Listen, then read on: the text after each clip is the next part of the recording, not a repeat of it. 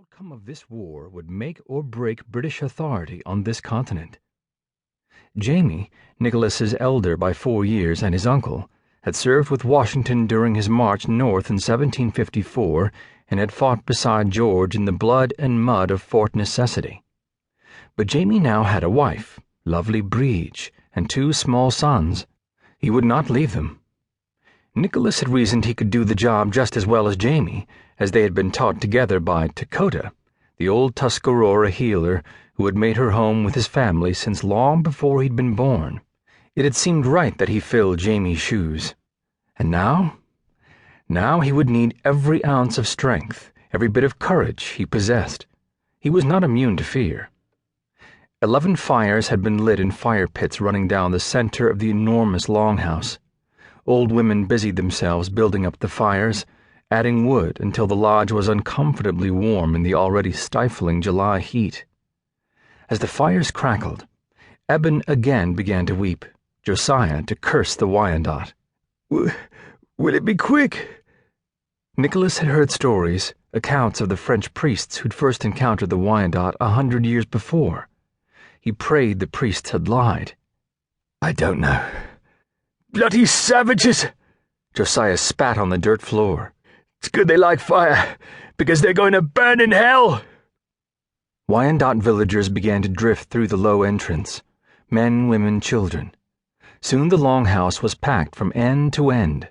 The Wyandotte stared at their prisoners with solemn eyes, and Nicholas could sense an undercurrent of expectation. Last winter was the Wyandotte war chief, Atson, who had dressed in ceremonial garb, a great bearskin cape draped over his bare, aged shoulders, a single eagle feather in his scalp lock. He held up his hand to silence the murmurs and whispers of his people, began to speak in Wyandotte. His words floated just beyond Nicholas's comprehension, strangely familiar and yet utterly foreign. He did not speak Wyandotte, but it sounded somewhat like Tuscarora, which he knew well. Several times he thought he understood a word or phrase, big knives, fight, river, but the words were spoken so quickly that Nicholas couldn't quite catch them. And then Nicholas recognized one. Sita. Fire. A few feet away, Eben wept like a frightened child. Josiah trembled, but glared at the Wyandotte with youthful bravado. How vulnerable and alone men are at the hour of their deaths. The thought, detached from emotion, flickered through Nicholas's mind, left dark regret in its wake. Why hadn't he been able to get to them faster? Why hadn't he been able to stop this? Why hadn't he found a means to escape? He closed his eyes, sent up what might have been a prayer. Let it be fast. Let us be strong. Do not let them suffer. Even as the last thought faded, several women stepped forward from the crowd and walked toward the captives. Nicholas felt cool fingers brush against his skin as his shirt and breeches were cut from his body, leaving him entirely naked. A glance showed him Josiah and Eben had likewise been stripped. Both were red in the face, and Nicholas realized they felt shame at being unclothed before strangers.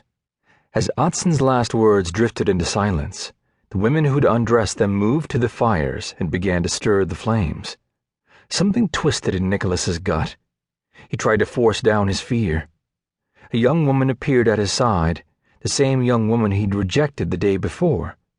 She looked up at him, her brown eyes dark with an emotion that might have been anger or lust. In her hand was a knife.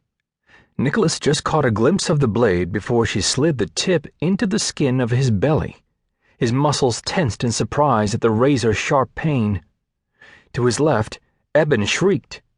Nicholas watched in odd detachment as the woman deftly carved a small pocket from his flesh and wondered for a moment if she intended to skin him.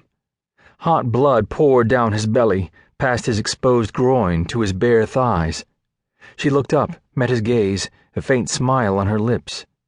Then she stepped aside to make room for an old woman who carried a small glowing ember from the fire on a flint blade. Nicholas realized what they were going to do a moment before they did it, and took a deep breath. I will not cry out. I must not cry out. The crone slipped the tip of her blade into the cut, pried the pocket of flesh open, and dropped